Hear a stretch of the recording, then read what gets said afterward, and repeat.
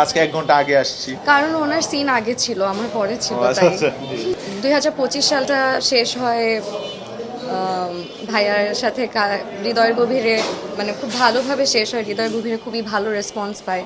And আমার শুরুতে যে কাজটা সম্পর্কের গল্প, সেটাও ভাইয়ার সাথে।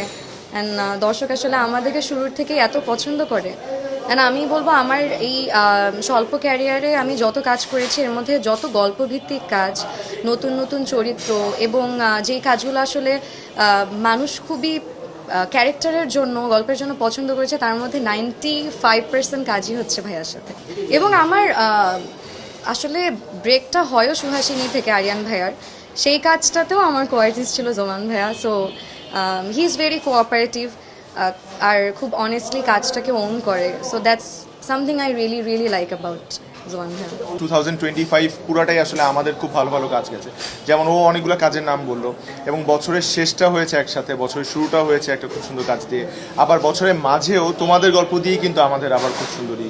সো আমি বলবো, ও যেটা বলতে চাচ্ছিল যে আসলে আমরা যতগুলাই কাজ করেছি সবগুলা কাজই মানে খুবই স্পেশাল, খুব সুন্দর সুন্দর কাজ। যেমন আমার একটা খুব পছন্দের কাজ, আমি জানি না ও অ্যাগ্রি করবে কিনা, আরিয়ান ভাইয়ের ভেতরে বাহিরে, ওইটা খুবই স্পেশাল একটা কাজ। এক জীবন একটা কাজ করেছিলাম আমরা। সো এরকম অনেক কাজ যেগুলো খুব স্পেশাল আসলে, কিন্তু আমরা খুব মন দিয়ে করেছি। আরেকটা জিনিস মনে হয় কি ভাইয়া, যে একটা জুটি পপুলার তো হওয়াটা আছেই, কিন্তু পপুলারিটিটা ধরে রেখে কাজের মান বজায় রাখাটা খুব ডিফিকাল্ট।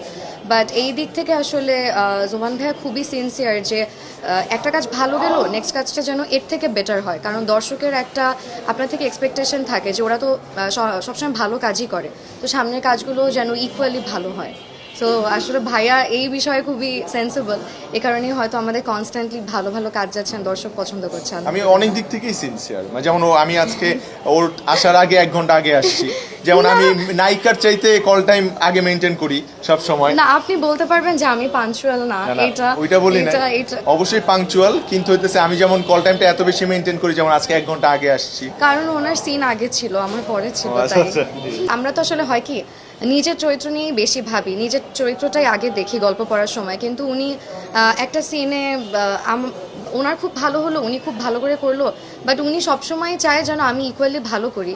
কারণ একটা সিন তখনই ভালো হয় যখন দুজনের আসলে সমান পেসে আসলে পারফর্মটা করা যায়।